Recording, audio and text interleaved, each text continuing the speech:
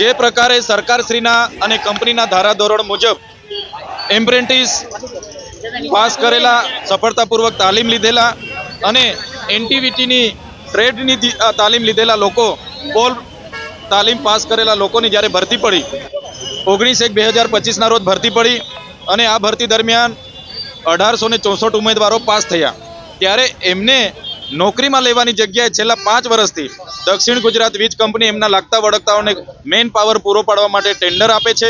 એમના લોકો એમના સગાની પૈસા લઈને ભરતીઓ કરે છે. ત્યારે જે લોકો આમાં લાયકાત ધરાવે છે, જે પરીક્ષા પાસ કરેલી છે, એમની ભરતી ન કરતા હોવાના કારણે આજે અમે વિરોધ નોંધાવવા માટે આવ્યા છે.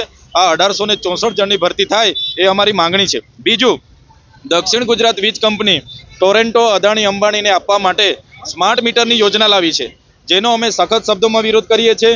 ત્રીજું, દક્ષિણ ગુજરાત વીજ કંપનીના વિજિલન્સવાળા ગામડાઓમાં આવીને અને નાના નાના ઘરોમાં રેડ પાડે છે, ખેતરોમાં રેડ પાડે છે અને લાખો રૂપિયાના દંડ આપે છે. એનો પણ અમે સખત શબ્દમાં વિરોધ કરીએ છીએ. 1864 વિદ્યાર્થીઓ પાસ થયા છે. એ તમામ વિદ્યાર્થીઓ સાથે આ લોકોએ અન્યાય કર્યા છે. એમાંથી માત્ર 35 જણને એ લોકોએ ભરતી કરી છે અને બીજા સિવાયના તમામ વિદ્યાર્થીઓ સાથે અન્યાય કર્યો છે.